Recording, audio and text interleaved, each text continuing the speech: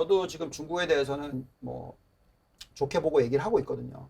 좋게 보고 있으면서 우리가 특히 어떤 업종을 사야 되냐, 아니면 뭐 비중으로 계산했었을 때 지금 중국 비중을 전체 글로벌 포트폴리오의 10에서 20%는 들고 가자라고 얘기를 하고 있어요. 네. 그래서 현재 중국의 상황에 대해서 좀 설명을 좀 해주십시오. 네, 사실 이제 그 최근에 이제 주변에 뭐 이제 보신 시청자분들도 만약에 주변에 이제 조금 알아보셨다고 하면은 자산가, 한국의 자산가들이라든지 뭐 많은 분들께서 중국에 대해서 관심이 최근에 많이 증가하고 있기는 네. 해요. 그래서 지금에 와서는 중국을 우리 포트폴리오 안에 말씀하신 대로 10%가 됐던 어느 정도 비중이 됐던 반드시 좀 챙겨가야겠다. 그런데 왜 챙겨가야 되는지에 대해서 좀 설명하기 위해서 오늘은 좀 중국 쪽으로 준비를 해봤습니다. 그래서 제가 이 서학개미뿐만 아니라 중학개미들의 이 순매수 순위를 봤더니 네. 미국이랑 좀 분위기가 달라요. 전반적으로 음. 보면은 한 달 사이에 막 거의 막 30%간 종목도 있고 이 모건식품은 돼지고기 관련된 거죠. 기업이죠. 15%. 예, 맞아요. 저것도 이제 뒤에 저희 준비가 되어 있는데 네. 뭐 중국은 이제 CPI 지수의 거의 30% 정도 식품이 준비가 되어 있죠. 포진이 되어 있죠. 그리고 중국 음식에는 대부분 이제 돼지고기 베이스가 가장 기본이다 보니까 네. 이 돼지고기가 중국 CPI 그리고 중국의 이제 물가에 있어서 가장 중요하거든요. 근데 모건식품 같은 경우에는 직접 농장을 운용을 해가지고 이제 돼지고기를 사육하는 업체 중에서는 가장 크다.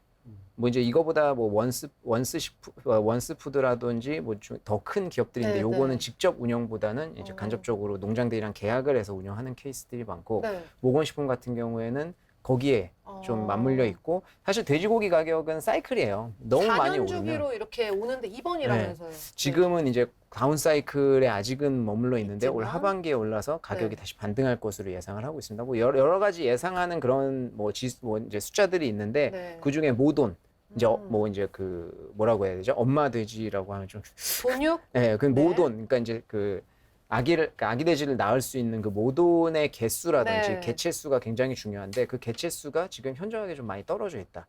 그렇기 때문에 향후에는 가격이 오를 수 있는 가능성들이 높아지고 있고 그리고 네. 지금 중국의 물가가 CPI 최근에 발표한 거 보면 2.2% 정도 수준이다 보니까 중국에서 이제 물가가 너무 많이 오른다고 하면 가장 먼저 손대는 게 이제 돼지고기. 네. 그렇기 때문에 좀 사이클을 도는 건데 최근에는 손댈 이유가 전혀 없다. 그래서 이제 가격이 좀 반등할 것으로 보이고 있어서 모건식품도 최근에 많이 관심을 갖고 있고 그리고 이제 여기에서 이 보여주신 표에서도 굉장히 네. 놀라운 게 모건식품 같은 경우가 2018년이었나요? 제가 정확히 그 연도는 기억이 안 나는데 아프리카 돼지열병 터졌을 때 굉장히 난리였죠. 이슈가 됐었고 네. 주가가 많이 올랐어요. 거의 한 두세 배. 근데 그 당시에는 한국 투자자분들께서 굉장히 돼지고기 저거 어떻게 투자하지? 굉장히 생소한 종목이었거든요. 네. 근데 그렇지 않다는 거. 그래서 제가 말씀드리고 싶은 거는 한국에 중국을 투자하시는 분들, 특히 개별 종목에 하시는 분들은 이미 굉장히 고수인 것 같아요. 그렇죠. 저는 하나씩 많이 일단 합니다. 소개 살짝 해드리면은 이 창신 신소재는 글로벌 1위 습식 분리막 제조업체고요. 2위는 신약 개발,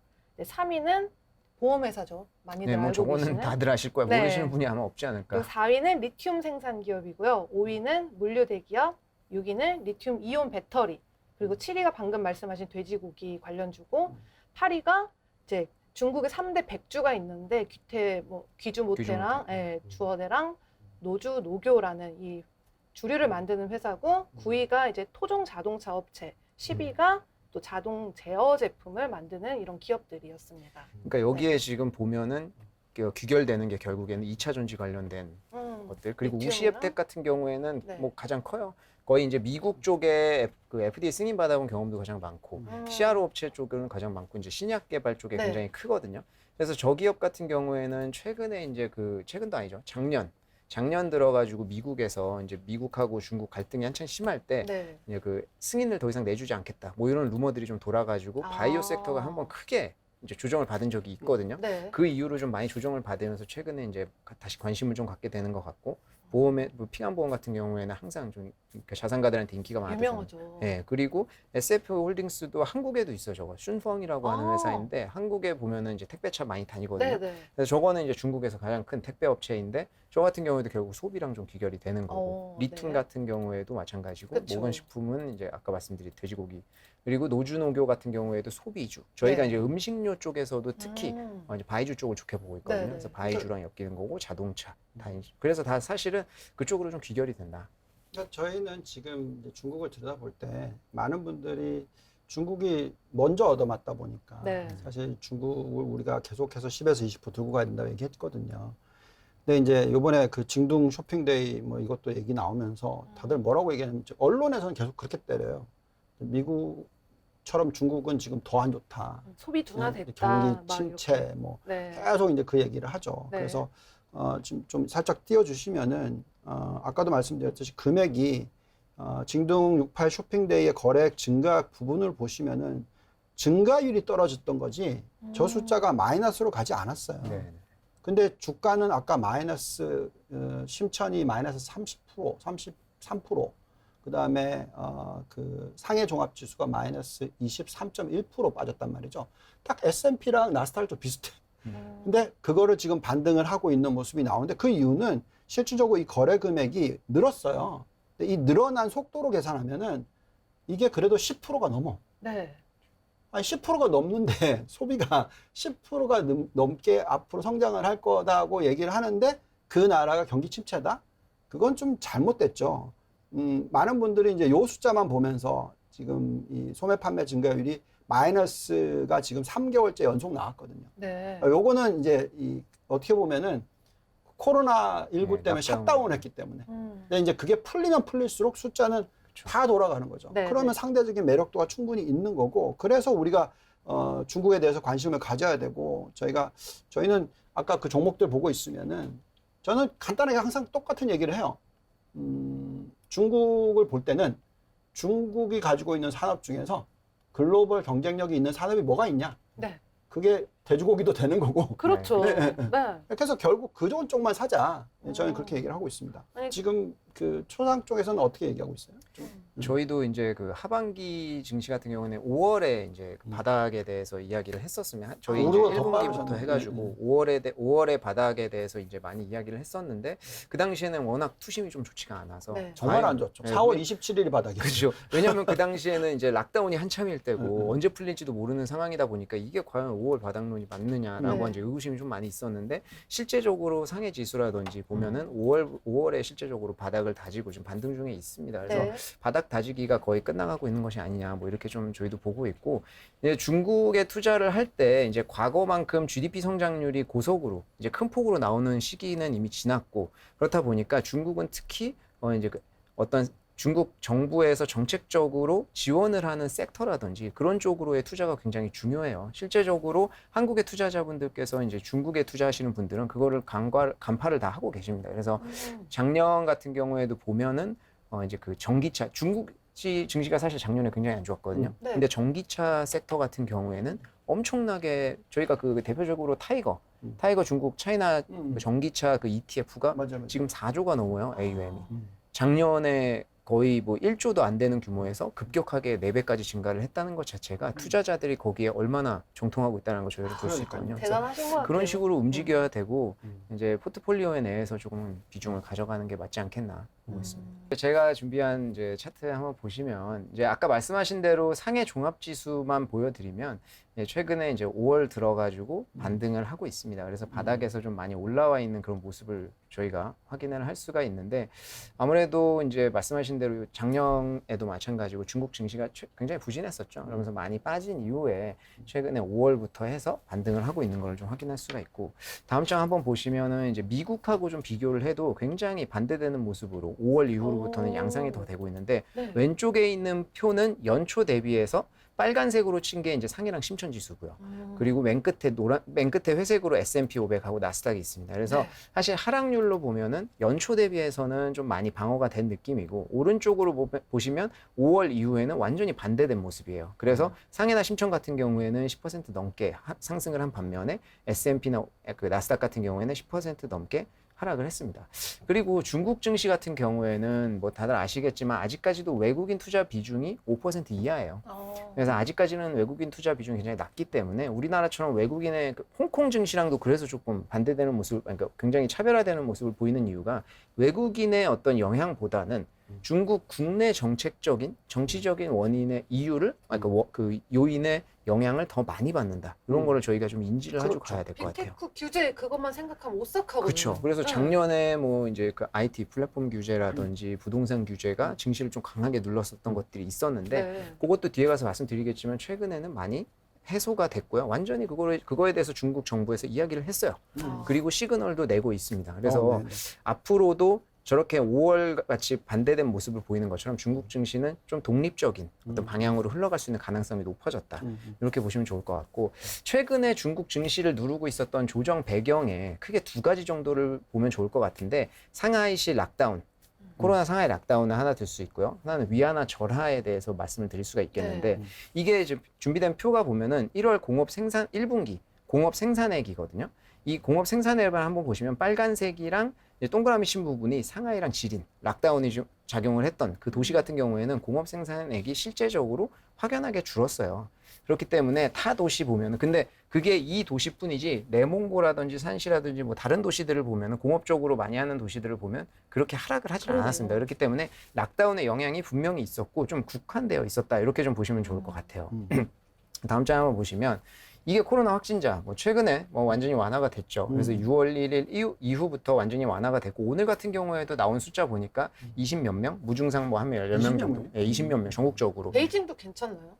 베이징에 그거 네. 말씀하실 거예요. 뭐 클럽발, 그러니까요. 클럽발 200 몇 명 그때 막 나왔었어요. 네. 근데 클럽을 왜 가냐고 이 시국에. 이게 한국도 가시지 않았나요? 가시지 않았어요? 아, 저는 딱 페스티벌 싫어요. 가신 거 아니었어요? 전 야외에서 아, 하는 것만. 그렇구나. 아, 네. 네. 근데 한국도 보면은 그때 이제 그 기억나실 거예요. 이태원 클럽발 해가지고 그때 엄청나게 퍼졌었는데 사실은 뭐 저희가 그때 이후로 엄격하게 제어를 한 것도 있었지만 그렇게 크게 전국적으로 퍼지지는 않았었거든요. 네. 중국 같은 경우에 더 심하죠. 지금 북경 같은 경우에도 그게 터지자마자 바로 PCR 검사 매일 하고 이런 선제적인 조치를 취하고 있기 때문에 북경에서 그렇게까지 확 퍼질 가능성은 굉장히 낮다.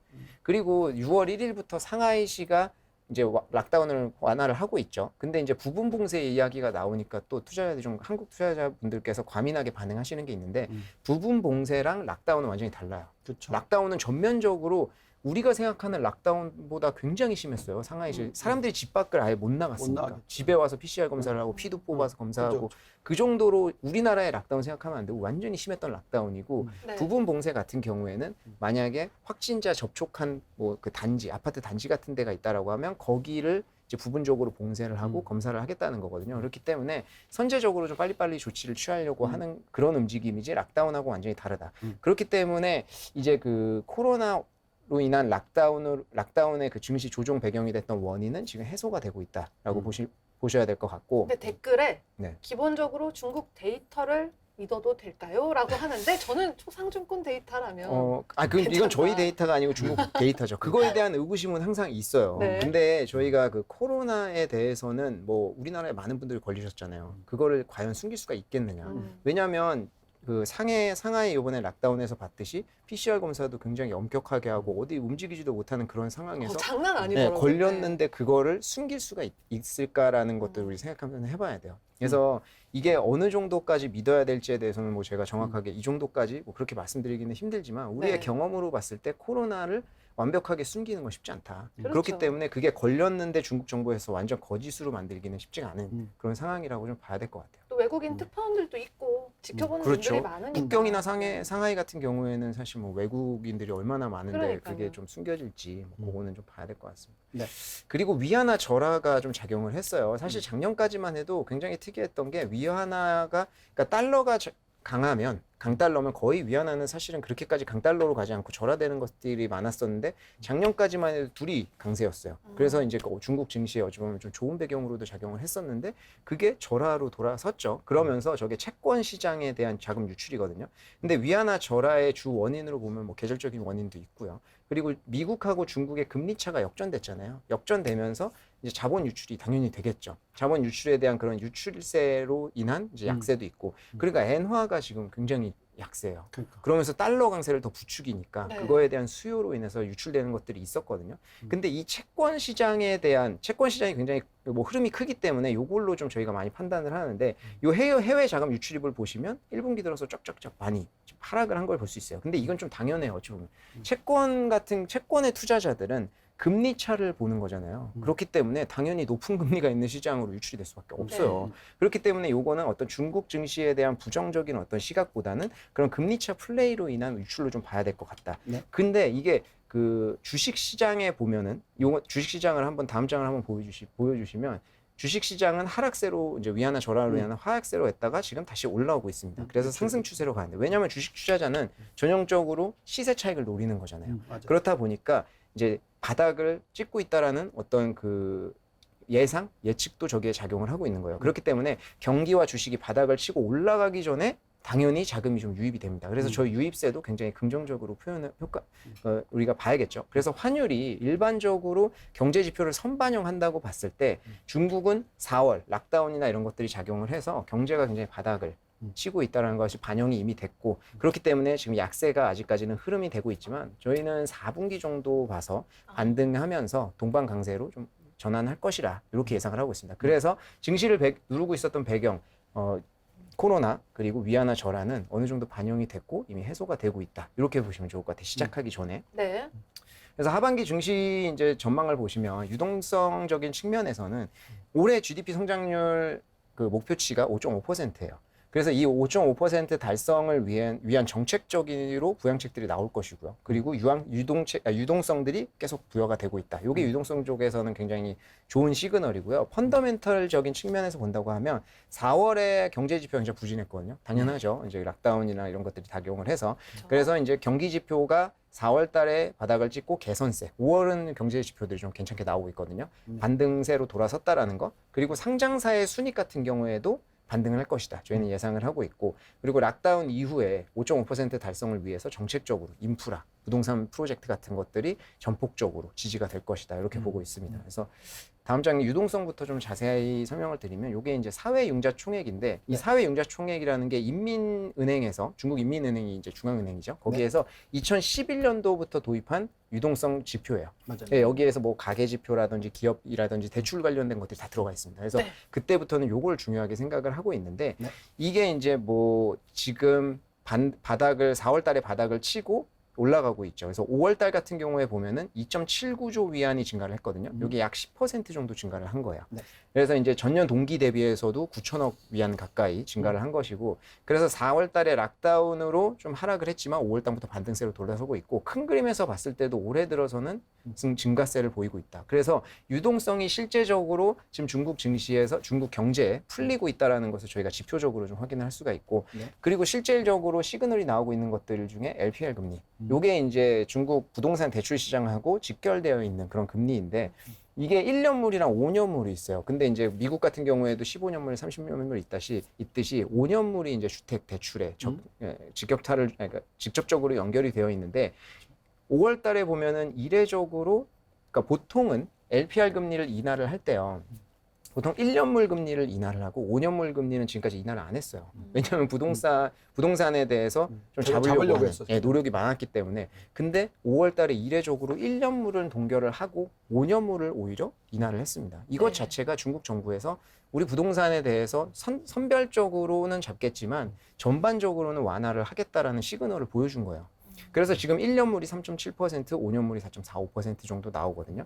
근데 오늘 이제 6월 LPR 금리 발표했는데 그건 동결됐습니다. 그래서 뭐 빠르게 하지는 않겠다. 근데 부동산 지표가 지금 올라오지 않고 있기 때문에 완화 시그널은 계속 주고 있다. 이렇게 봐야 되고 M2 같은 경우에도 이제 M2 우리 유동성 뭐 보는 전형적인 지표인데 그것도 증가세를 좀 보이고 있습니다. 그리고 그렇죠? 지준율도 12월 달에 완화를 했고요. 그리고 또 하나 중요한 게 LPR 그 주담대 주택담보대출의 기준 금리가 5년물 LPR 금리였거든요. 근데 요거를 5년물 LPR 금리 마이너스 20bp로 바꿨어요, 요번에. 그러니까 주담대에 대해서 허들을 낮춘 거예요. 그래서 그것조차도 지금 부동산 증시에 대해서 완화책이 계속 나오고 있다. 이렇게 실제적으로 유동성이 부여가 되고 있다는 걸 좀 말씀드렸고 펀더멘털적인 측면에서 보면은 다음 장에 한번 보시면 이게 큰 틀에서 아까 말씀드렸듯이 올해가 이제 GDP 성장률 목표치가 5.5%잖아요.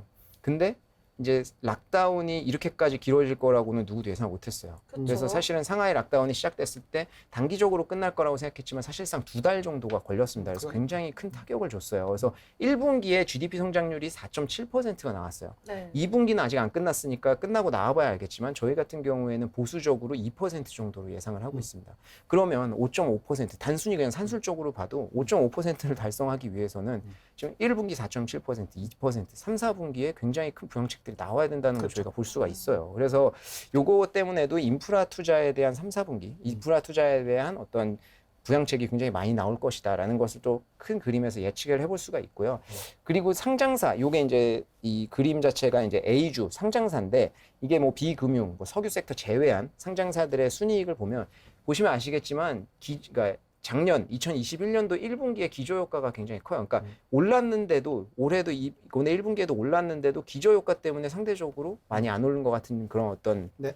효과가 굉장히 크기 때문에 이것도 1분기에 부담은 있지만 점진적으로 실적이 계속 회복이 될 것이다. 이렇게 예상을 하고 있는 그런 상황이고 이것도 보시면 이제 고정자산 투자, 신규 착공이 뭐 그동안 이제 락다운 기간에 많이 줄었다가 최근에 급속하게 엄청 늘었네요. 예, 그래서 이제 신규 착공, 시공액도 최근에 반등세를 좀 기록하고 있다라는 것을 좀 이제 지표적으로 볼 수 있고요. 그리고 또 하나 중 굉장히 중요한 어떤 참고 자료 중에 하나가 지방 정부의 특수목적 채권이라는 게 있어요. 이거는 뭐냐면 특수목적 채권, 이제 지방 정부에서 발행하는 채권인데 이 채권은 발행 후에 일반적으로 인프라 투자에 쓰여요. 그게 이제 보통 통로거든요. 근데 이제 매년 지방 정부의 이 발행해야 되는 한도가 있습니다. 근데 올해 중국 중앙 정부에서 지방 정부에 부여된 한도가 총 3.65조 위안이거든요. 근데 요거를 6월 내에 다 발행하라고 이미 하달을 했어요. 그리고 1월에서 4월까지는 2조 위안 정도가 소진이 됐거든요. 네. 그렇다고 하면 지금 5월, 6월 월 평균적으로 1조 위안씩은 발행을 해야 된다라고 보고 있고요. 그래서 이제 이게 발행이 6월 달 안으로 완료가 되면 이 발행된 돈으로 이제 조달된 돈으로 인프라 투자에 들어갈 수 있다라는 것을 저희가 하반기에 전망을 해볼 수가 있는 겁니다. 네. 그럼 또 대외 리스크 쪽으로 한번 보시면은 위안화 추가 절하에 대한 리스크가 있겠죠. 현재 이제 막 6.7 정도 수준인 것 같은데 이게 사실은 아무리 하락을 뭐 더 많이 한다고 해도 사실은 7위안 정도 이상으로 가기 좀 힘들 것으로 그러니까 절하가 더 많이 될 것으로는 좀 힘들게 보고 있는데 왜냐하면 이제 바오치라고 해서 바오가 뭐 이제 뭐 보호하다 뭐 이런 거거든요. 네. 그러니까 7선에 대해서 역사적으로 과거를 봤을 때 중국이 7 넘어가는 절하가 된다고 하면은 조치를 취했었거든요. 엄청 상징적인 수준. 그렇죠. 그래서 7 이상으로 절하가 되기는 좀 힘들다고 보고 있어요. 그리고 금리가 역전되면서 아까 앞에서 말씀드렸던 금리 역전 현상으로 인해서 자금이 이제 이탈이 된 것은 미리 선반영이 이제 조기 반영이 완료됐다라고 저희가 좀 보고 있는 거고요. 네. 그래서 추가 하락 금리 이제 추가 절하에 대해서는 어느 정도는 단기적으로 가능하겠지만 장기적으로는 그렇게 되지 않을 것이다라고 보고 있는 거고요. 그리고 이제 미국 긴축의 영향 다음 장에 한번 보시면 이제 요게 이제 이 차트가 뭐냐면 과거에 중국하고 미국의 금리가 역전됐을 때 A주가 이제 상승을 어떤 반응을 했는지에 대한 거거든요. 네. 근데 그 네모칸 치지어진 부분을 보시면 아시겠지만 꼭 금리가 역전돼서 그러니까 미국 금리가 더 높고 중국 금리가 더 낮다고 해서 그게 A주가 반드시 상승을 했다라는 것은 아니에요. 아, 꼭 그건 아니구나. 그렇죠. 그러니까 저게 무슨 법칙이다 이렇게 보시는 건 좀 힘들고 네. 다만 중국 증시가 오를 수 있었던 원동력 중에 하나가 됐다라는 것은 맞고요. 아. 그렇기 때문에 이제 단기적으로는 지금 매크로 영향, 뭐 CPI가 미국 CPI가 갑자기 크게 나와가지고 전반적인 매크로가 영향을 받는 데에서는 그죠. 중국도 영향을 받을 수가 있지만 네. 장기적으로는 아까 말씀드렸듯이 독립적인 정책을 펴서 중국 증시가 이제 그 방향성을 그러니까 지금 올라가는 데서 하락으로 선회하기는 좀 힘들 것 같다. 그래서 이제 장기적으로는 영향을 덜 받을 것 같다 이렇게 보시면 좋을 것 같습니다. 네.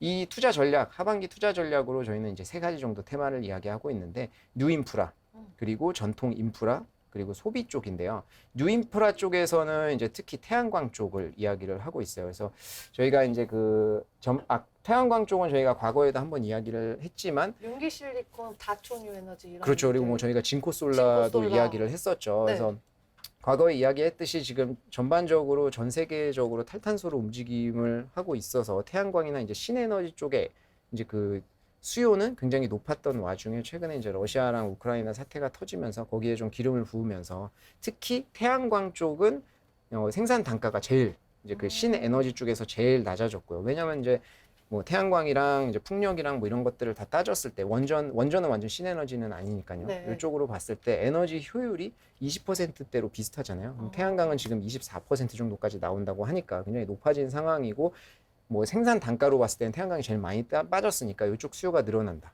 그리고 중국 쪽에 전 세계적으로 태양광 시장을 독점하고 있는 규모가 굉장히 크다 보니까 태양광 수요가 많이 늘어날 것으로 보이고 있어서 뉴 인프라 쪽에서는 특히 태양광 쪽을 좀 주의 깊게 보고 있고요. 정부에서도 완전 사활을 걸었더라고요. 그쵸. 네. 아까 이제 뭐 본부장님도 그런 말씀하셨지만 중국 정부에서 미는 거 그리고 네. 중국이 잘하는 거 그쪽으로 투자를 하는 게 사실 맞죠. 음. 그리고 전통 인프라 쪽에서는 저희가 업스트림 쪽 기업을 좀 보고 있는데 그 이유가 이제 중국 정부가 뭐 여러 가지 원인이 있겠지만 중국 정부에서 부동산 완화 스탠스를 보이고 있잖아요. 네. 그러면서 이제 부동산 수요가 증가를 하면서 뭐 시멘트, 철강 뭐 이런 업스트림 쪽에 수혜가 좀 받을 것으로 보고 있고 그리고 좀 공급망 이슈가 전 세계적으로 계속 작용을 하고 있죠. 그쵸. 그렇다 보니까 이제 상품 가격이 상승하면서 업스트림 쪽이 좋을 것이다. 그래서 전통 인프라 쪽에서는 업스트림 쪽 업체들을 좀 좋게 보고 있고 소비 같은 경우에는 이제 그 락다운 이후로 뭐 소비가 개선을 하는데 저희가 아까 GDP 목표 달성에 대해서 말씀을 드렸습니다. 그 중에 CPI의 대부분 소비가 좀 차지하고 있다 보니까 소비에 대한 지원책들도 많이 있는데 음식료 쪽에서는 특히 바이주, 자동차 쪽에서는 전기자동차, 그리고 순수 소비 쪽에서는 가전과 가구를 저희가 이야기를 하고 있어요. 그러면 아까 중학개미들이 산 종목들이 지금 말씀하신 것들이 그거랑 쏙쏙 박혀있거든요. 많이 연관이 되어 있는 것들이라서 사실 그 개별 종목을 하시는 분들은 굉장히 고수들이 좀 많죠. 중국은 진짜. 특히. 네.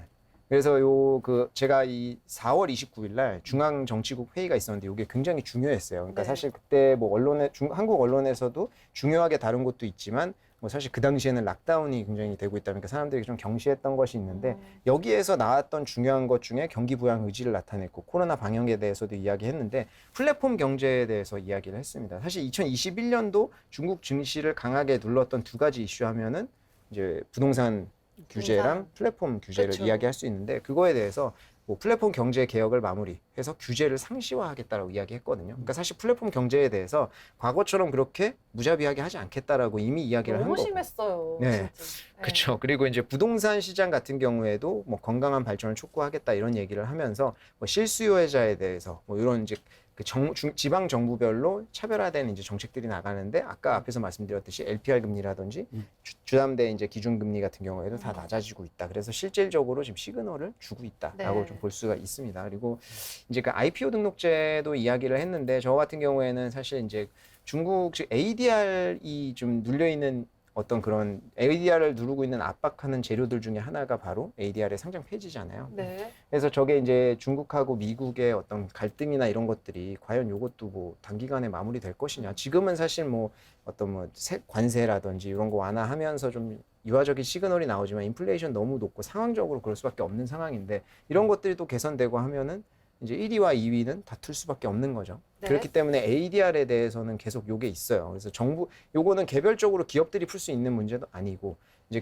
그 국가와 국가 간이 풀어야 되는 문제거든요. 근데 요거에 대해서도 중국에서는 ADR에 대해서도 계속 이야기를 하고 있다라고 하면서 동시에 내놓은 것도 이제 IPO 등록제 같은 건데 이제 만약에 상장 폐지를 해야 된다고 하면은 그게 홍콩이나 중국 증시로 이제 상장을 해야 되잖아요. 네. 그때 이제 과거처럼 뭐 상장 과정이 너무 복잡하거나 이런 게 아니라 등록제로 상장을 쉽게 하겠다. 그래서 요즘 이제 동시 상장을 하는 기업들이 좀 늘고 있거든요. 그런 거에 대한 안정성을 좀 부여를 한다. 이렇게 보시면 좋을 것 같아요. 그리고 사실 20차 당대회가 올해 10월에 있어요. 굉장히 중요하죠. 이제 시진핑 주석의 연임이 결정은 사실상 됐지만 그때 완전하게 이제 딱 결정이 되는 거다 보니까 굉장히 중요한 정치적 행사 올해 있고 당연히 10월 전에 굉장히 이제 우수한 경제 성적으로 당대회를 개최를 해야 돼요. 그렇죠. 그게 그래야 이제 그림도 좋고 면이 이제 서잖아요. 이제 연임도 스무스하게 네. 지나가다 보니까 그 전에 어떤 부양책이라든지 경제를 좋게 하려고 하는 노력들도 많이 나올 것으로 이제 예상을 하고 있습니다. 그래서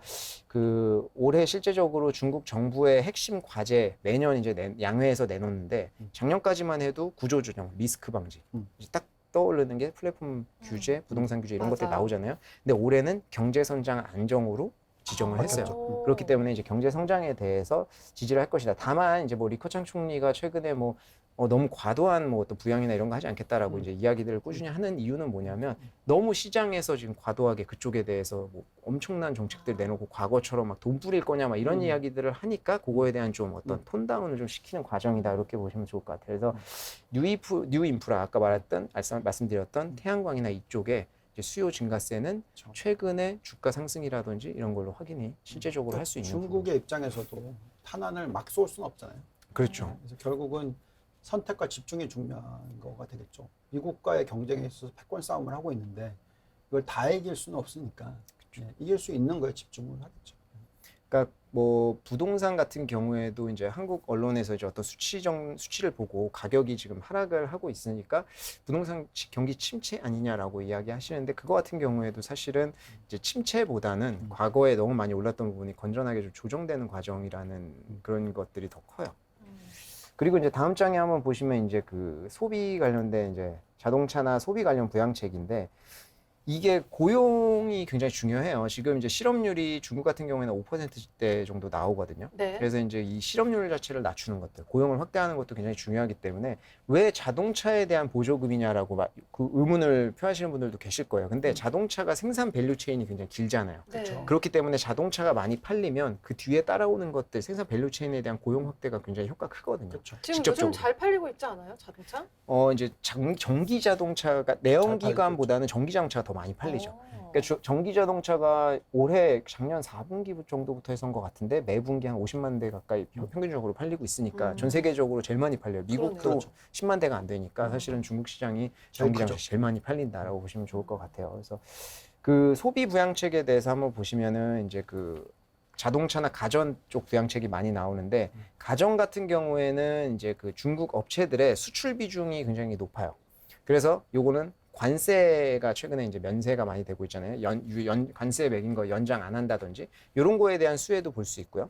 그리고 부동산이 지금 아직 수요가 뚜렷하게 살아나는 것까지는 확인이 안 되고 있는데 네. 부동산 수요가 살아난다고 하면 당연히 가전제품에 대한 수요도 증가할 것으로 예상을 하고 있어서 저희가 이쪽을 좀 좋게 보고 있는데 아까 말씀하셨던 JD.com의 이제 6.18 행사 네. 거기에서 이제 부문별로 이제 발표를 하는데 일부 부문에 대해서 지금까지 발표하는데 발표 안 했던 부문들이 있어요. 그래서 요거는 조금 안 좋았던 거 아니냐 저희도 그렇게 생각을 하고 있어요. 알리바바가 아직 안 했죠?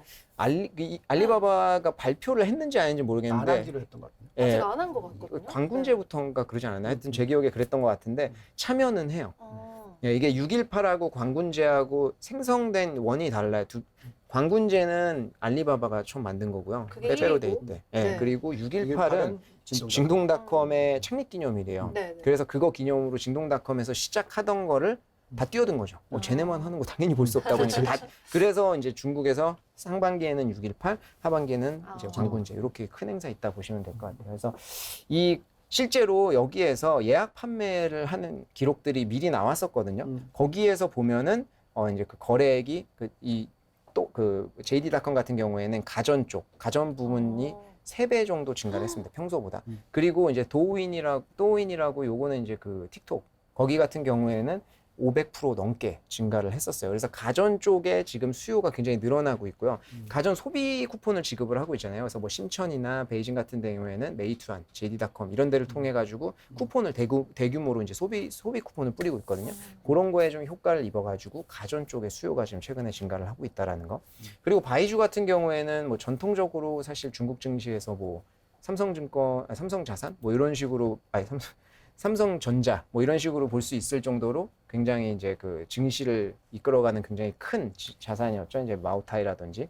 근데 이제 락다운이 해제가 되면서 이제 모여서 술을 마신다든지 이런 기회들도 더 많이 증가를 하고 마오타이 같은 경우에는 최근에 이제 아이스크림 같은 것도 내고 이제 좀 사업 영역도 확장을 하고 있거든요. 그래서 갑자기 맥주 아이스크림 말고 맥주 사탕 어릴 때 있었는데. 진짜 맥주가 들진 않았었죠. 근데 네, 그거는 생긴 요거는 네, 그렇죠. 네, 그래서 하여튼 뭐 이런 식으로 사업도 하고 있어가지고 네. 이제 바이주 같은 경우에가 소비에서는 특히 수혜를 좀 볼 것이다 예상을 하고 있고 3대 백주가 다 잘 나가겠네요. 그러면 일단. 그쵸. 근데 그게 이제 몇 대 하는 거가 기준이 다 달라요. 뭐 지방마다도 다르고 그래서 사실 그 굉장히 힘들어요. 부동의 1위는 당연히 마오타이지만 네. 뭐 노주노교라든지 아까 저기 기준 나왔던 귀주 모태가 이제 그 마오타이 제가 말씀드린 거고 이게 사실 그거에 중국 주식을 얘기할 때 기준이 지금 미국은 영어로 딱 정확한데 그러니까 중국어로 이제 귀주 모태 꾸이조 마오타이거든요. 그래서 그냥 마오타이라고 하는 경우도 있고 마오타이를 한국어로 그냥 도금해서 모태라고 하는 경우에도 있고 그래서 네. 굉장히 헷갈리실 텐데 네. 귀주 모태주 네, 그게 이제 부동의 1위고 네. 네, 뭐 노주 노교라든지 네. 뭐 이제 여러 가지 우량해라든지 뭐 이런 종목들이 있죠. 네. 그리고 자동차는 위에 이제 써 있는 것들을 보시면 아시겠지만 이제 보조금이 계속 나가고 있고요. 이 보조금 같은 경우에는 이제 요번에 그 신에너지 그러니까 내연기관 자동차를 폐기를 하고 신에너지 자동차를 구매를 하면은 한 대당 최대 1만 위안. 1만 위안 정도면 한 200만 원 정도 되니까 그 정도 이제 보조금을 주겠다는 거고. 그리고 이제 자동차 번호판 발급이 중국에서는 굉장히 힘들어요. 네. 근데 왜요? 왜냐면 이제 그 환경 오염이라든지 자동차가 급속하게 늘어나다 보니까 규제를 하는 거거든요. 그래서 번호판 발급받는다는 게 돈도 많이 들고 싱가포르도 그렇잖아요. 그래서 그런 건 굉장히 힘든데 이제 광주라든지 선전에서 이제 번호판 발급을 확대하겠다 이런 정책도 내놔가지고 수혜가 되고 있고 그리고 구매세 인하인데 이게 내연기관 자동차에만 구매세 인하가 될 것이다라는 루머가 돌았었거든요.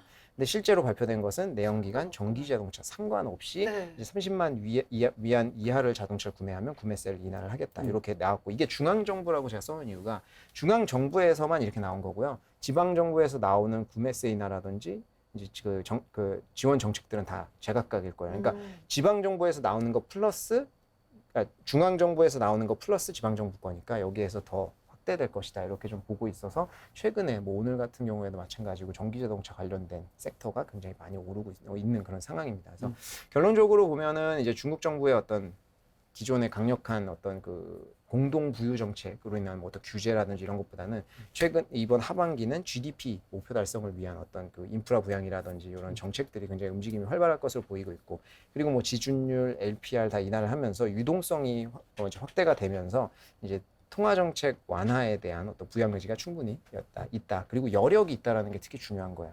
지금 중국의 CPI는 2.2% 정도. 그렇죠. 미국하고 비교를 했을 때는 엄청난 차이고 차이가 있죠. 사실은 이제 지금은 중국을 쓸 수 있는 카드들이 좀 많이 있다. 많다. 인플레이션 부담이 거의 전혀 없다라고 네. 보시면 좋을 것 같고 그리고 이제 그동안 증시를 누르고 있던 이제 뭐 플랫폼 규제 아까 말씀드렸던 위안화, 부동산. 코로나 락다운 이런 것들이 다 해제가 되면서 이제 점진적으로 바닥을 다지고 상승을 할 것이다. 3분기가 좋을까요? 4분기가 이제 3, 4분기 다 이제 조금씩 그런 움직임이 나올 것으로 보고 있어요. 그리고 앞에서도 말씀드렸지만 단기적으로 어떤 매크로 환경, 뭐 갑작스러운 이제 미국의 어떤 뭐 긴축, 어떤 갑자기 쪼여든다든지 이런 거에 대해서는 단기적으로 영향을 받을 수는 있어요. 지금 전반적으로 뭐 실적이 잘 나오는 기업들도 마찬가지고 지지난주 금요일이죠. CPI 발표했을 때 뭐 평소 같으면 인플레이션 많이 오르니까 인플레이션 오르면 수혜주들은 오르고 해야 되잖아요. 네. 상관없이 다 빠졌어요. 그렇죠. 그러니까 이게 지금 그런 매크로 이슈는 누구도 피해가기가 좀 쉽지는 않다. 하지만 포트폴리오 내에서 중장기적인 투자 관점으로 보고 담을 수는 있다라고 보고 있는 거고,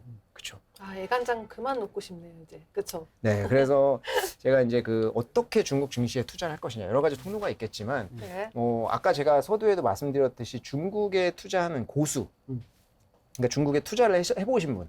근데 제가 여기서 그냥 말씀드리는 투자를 해보셨다는 분은 그냥 중국 주식을 한두 번 사봤다 이게 아니라 중국은 사이클이 굉장히 있었어요. 2009년도에 급등했다 급락했고 15년도에 급등했다 급락했고 18년도에도 굉장히 힘들었고 이 사이클을 어느 정도 겪어보신 분들은 중국 주식에 대한 리스크 프리미엄이 얼마나 높은지를 아실 수 있어요. 그러니까 변동성이 굉장히 심하지만 수익을 났을 때 얼마나 큰 수익이 난다 이런 것들 아시거든요. 다만 떨어질 때도 엄청 떨어지는데 이걸 아시기 때문에 네. 그런 분들은 개별 종목으로 접근을 하셔도 당연히 괜찮죠. 그래서 요게 이제 이 종목 같은 경우에는 저희가 이제 종목을 좀 주요 종목으로 소개를 드리는 건데 용기 실리콘 네. 당연히 아시는 태양광 최대 태양광. 수혜를 받고 그렇죠. 있고 사실 진코솔라 같은 경우에는 ADR로 상장이 되어 있고 A주에 상장되어 있는 것은 과창판에 상장이 되어 있어요. 그래서 개인이 투자를 못 한다. 그래서 이제 뭐 ADR로 투자를 할수 하셔야 있죠. 돼요. 미국에서 하면 되죠.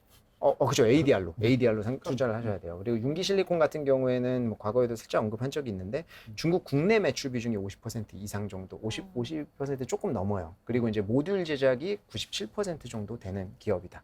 그래서 윤기 실리콘이 뭐 태양광 쪽에서 좀 많은 분들이 투자를 하시는 그런 기업이고 가전 쪽에서는 수볼이라고 해서 요거는 이제 조리기구. 요거는 이제 그러니까 사실은 소형 주방기기거든요. 뭐 네. 이제 프라이팬, 밥솥, 냄비 이런 건데 중국도 뭐 아까 말씀드린 큰 그림에서 부동산이라든지 이런 수혜도 있지만 1인 가구가 많이 늘어나고 있어요. 네. 중국 같은 경우에도. 그렇기 때문에 이쪽 수요가 많이 있었고 사실 뭐 코로나 때도 뭐 집에서 밥 먹으면서 밥솥 같은 거 수요 많이 늘어나고 그래서 가전 쪽은 이런 기업들 보시면 좋을 것 같고 네. 음식료 쪽에서 아까 바이주 말씀드렸었는데 귀주 모태주가 저게 한 주당 원화로 약 40만 원 정도 되거든요. 어. 근데 중국은 말씀드릴 게 중국은 뭐 아시겠지만 한 100주 단위로 거래를 합니다. 그렇기 때문에 40만 원이라고 해서 40만 원에 한 주를 살 수 있는 게 아니라 100주를 사야 되기 때문에 사실은 저게 뭐 굉장히 부담이 커지죠. 한번 사야 일본하고 비슷하다고 보시면 되는데 4천만 원이 필요한. 그렇죠. 그렇기 때문에 이제 귀주모태주에 대해서 접근하기를 좀 힘들어하시는 분들 많이 있어요. 그래서 오량액 같은 경우에도 이제 중국 아까 그 바이주 쪽에서는 굉장히 큰 기업이고 많이 팔리는 기업이거든요. 그래서 저 기업도 제가 넣습니다. 그래서 PER 같은 경우에 보시면 귀주모태주가 당연히 더 높고 오량액이 좀 낮은 것을 확인을 할 수가 있어요. 차라리 모건식품 사는 게 낫겠다. 모건식품 굉장히 좋죠. 그리고 BYD 같은 경우에는 한국에서 이제 모르시는 분이 없죠. 네. 워렌 버핏이 과거에도 소개했고 중국 내에서는 이제 전기차 쪽에서는 뭐 잘 테슬라를 나가요. 제외하고 가장 많이 팔리는 그런 업체고 저 푸야오 글래스라고 하는 거는 그 혹시 넷플릭스에 있는 영화 중에 아메리칸 팩토리라고 오바마 알아요. 부부가 제작한 그 영화에 나오는 중국 아. 공장이 저 공장이에요. 어. 그래서 거기 막 유리 만들잖아요. 그게 푸야오 그게 글래스 여기구나. 그 기업입니다. 그래서 거기에도 진출할 정도로 이제 자동차 유리 쪽에서는 굉장히 큰 기업이에요. 그리고 모건식품은 앞에서 저 말씀드렸듯이 요즘 이 돼지고기 영화 딱 보고 있었는데 그런가요? 말씀하셔가지고. 그래서 네. 그게 이제 뭐 어떤 그거는 이제 그 영화 얘기는 뭐 네. 근데 중이 하이테크 같은 경우에는 비철 금속 쪽인데 이제 음. 그 앞에서 말씀드렸듯이 업스트림 쪽에서 이제 구경제 아. 수혜가 좀 일어날 것으로 보이고 있어서 저도 이런 거 하나 소개시켜 드리고요. 그래서 네. 종목으로 보신다고 하시면 이런 종목들 위주로 좀 보시면 좋을 것 같고 좋은 기업 ETF 많네요. 네, ETF 투자로 하는 게 있을 거예요. 그래서 내가 이제 그 종목으로 투자를 해서 어떤 변동성을 다 버티기가 좀 힘들다라고 하면 사실 ETF 투자로 하는 것도 괜찮거든요. 그렇죠. 그래서 ETF 투자 쪽에서는 뭐 이제 대표 지수인 CSI 300 그리고 MSCI 차이나 과창판, 항생테크 지수 위주로 제가 좀 먼저 말씀을 드리고 제가 이게 ETF가 굉장히 종류가 많아요. 그래서 이 중에 제가 어떻게 좀 소팅을 했냐면 네. 이제 원하는 추종 테마, 내가 원하는 추종 테마를 정확히 추종을 하고 있는지를 첫 번째로 고려를 했고, 그 다음에 시가총액, 거래 대금, 수수료, 그리고 주식 현물 투자하고 있는지 아. 이런 거 위주로 따졌고 마지막으로 배당률. 사실 배당률은 크게 보지 않았다 이렇게 보시면 좋을 것 같아요. 그래서 이런 기준으로 해서 제가 추린 ETF거든요. 그래서 이 ETF들을 한번 보시면 CSI 300 같은 경우에는 ASHR이라고 해서 저게 사실은 그 중국 본토 초반에 중국 A주에 투자하는 것은 가장 거의 먼저 나왔어요. 네. 그래서 이제 가장 오래된 ETF라고 할 수 있고 저 같은 경우에 시가총액이 2조가 넘어가거든요. 그래서 사실 요 CSI 300 중에 미국, 한국, 홍콩으로 제가 다 나눈 이유는 미국 같은 경우 이게 우리가 이제 미국, 홍콩, 한국에 다 투자를 하시잖아요. 근데 한국 같은 경우에는 ETF가 최근에 연금에 활용하기가 굉장히 좋아요. 그래서 이제 수수료도 굉장히 낮고 하기 때문에 연금에 좀 중장기 투자. 왜냐하면 연금 요새 활발하게 ETF 매매를 할 수 있기 때문에 연금에서 활용을 하실 때 좋을 것 같아서 한국을 준비를 했고요. 네. 그리고 미국에서 투자하고 계신 분들은 뭐 굳이 홍콩 달러로 환전하실 필요 없이 미국에서 직접 투자하시라 준비하신 거고 홍콩에 홍콩 달러로 보유하고 계시거나 이제 동시간대에 이제 매매를 할 수 있다는 큰 장점이 있잖아요. 홍콩 증시는. 그래서 이런 것들을 좀 중요하게 생각하시는 분들은 홍콩에 있는 ETF를 활용을 하셔도 될 것 같습니다. 그래서 저 세 개 ETF가 다 훌륭하고 저걸 활용하시면 좋을 것 같고 MSCI 차이나 같은 경우에는 이제 미국이 두 개가 있어요. MCHI랑 CNIA가 있는데 MCHI는 홍콩 비중이 80% 이상으로 크고 CNYA 같은 경우에는 티커에서 우리가 종목 코드에서 알 수 있듯이 CNI가 위안이잖아요. 그래서 그래서 A주에 투자하는 CNIA인데 저거는 A주 비중이 75% 정도가 됩니다. 그래서 저 두 개 중에서 이제 내가 봤을 때 A주 주식 비중이 더 높이고 싶다라고 하면 CNIA를 투자를 하시는 게 맞겠죠. 그래서 네. 그리고 과창판 같은 경우에 보면은 최근에 이제 최근도 아니 몇 년 전에 시진핑 주석이 이제 자본 조달 창구를 열어주기 위해서 과학 창업판을 상해 증시에 시작을 했는데 아까 제가 말씀드린 688로 시작하는 우리 개인이 직접 개별 종목을 담기 힘든 데거든요. 그래서 저기에는 사실 실적이 안 나와도 되고 신성장이라든지 뭐 이런 고속 성장하는 기업들이 많이 상장되어 있기 때문에 저희가 개별적으로 이제 하지 못하니까 지수로 투자하는 것도 괜찮거든요. 그래서 과청판 같은 경우에는 미국의 KSTR이라고 해서 왜냐하면 과청판이 스타보드거든요. 그래서 저거를 좀 줄인 거다. 그래서 스타보드에 투자하는 저것도 있고 한국 같은 경우에는 타이거 차이나 과청판 저게 제일 크더라고요. 네. 예, 그래서 저 같은 경우에는 연금에다가 연금 투자로 좀 활용하시기에 좋고 네. 홍콩 같은 경우에는 이제 프리미아 파트너스라고 그 회사에서 운영을 하는 이제 과학 창업판에 투자하는 기업의 시가총액도 괜찮고 아주 유동성도 괜찮은 투자가 되어 있습니다. 그래서 다음 장 한번 보시면은 이제 항생테크 같은 경우에 투자하는 게 최근에 항생테크가 뭐 항생테크 쪽에 홍콩의 플랫폼 주식이라든지 이런 게 많이 상장되어 있잖아요. 그래서 항생테크에 관심이 좀 많이 있으시고 증시가 오를 때마다 좀 많이 튀는 경향이 있는데 미국 같은 경우에는 뭐 KTC 그리고 이제 한국 같은 경우에는 저 타이거에서 이제 저런 테마로 나오는 것도 굉장히 많은데 타이거에서 나온 것들 그리고 홍콩에서는 이제 저 아이셰어스에서 나온 3067 종목 코드로 상장되어 있는 게 제일 커요. 그래서 저거를 좀 선택하셔도 좋을 것 같습니다. 그래서 그 다음에 이제 테마별로 준비를 했는데 소비 같은 경우에는 미국의 KBYU라고 상장되어 있는 종목이 있거든요. 사실 이거 제가 이제 앞에서 말씀드렸던 종목들 있잖아요. 그 종목들을 개별적으로 투자하기가 힘든데 소비 섹터에 좀 투자를 하고 싶다라고 했을 때 제가 이제 그 담고 있는 종목들을 봤더니 저기에는 이제 뭐 귀주모테, 오량액 제가 소개해드렸던 이 두 개 종목이 합쳐서 25% 이상이 들어가 있어요. 괜찮네요. 네, 뭐 메이디그룹 가전 쪽에서 큰 메이디그룹이라든지 뭐 바이주 아까 노주도교라든지 그다음에 뭐 리닝 모건식품 다 들어가 있거든요. 사고 싶다. 네, 그래서 이제 네. 그런 이제 제가 종목들은 되게 마음에 드는 종목들이 많이 들어가는데 거래량이 조금 아쉽기는 해요. 그래서 요거 뭐 미국에 투자하신 분들은 중국 소비 쪽 테마로는 요런 ETF도 괜찮을 것 같고 꿀팁. 네, 그리고 이제 뭐 홍콩이나 또 홍콩에 상장되어 있는 이제 글로벌 X, 이게 미래에셋에서 운영하는 네. 거죠. 그래서 저 중국의 컨슈머 이제 소비 쪽에만 투자하는 ETF도 따로 상장되어 있습니다. 그리고 태양광 같은 경우에는 이제 TAN하고 RAYS 저 두 개가 있는데 저 두 개가 담고 있는 종목들 좀 보면 달라요. 그래서 TAN 같은 경우에는 미국 종목하고 ADR하고 섞어가지고 미국 쪽 비중이 50% 정도 되고요.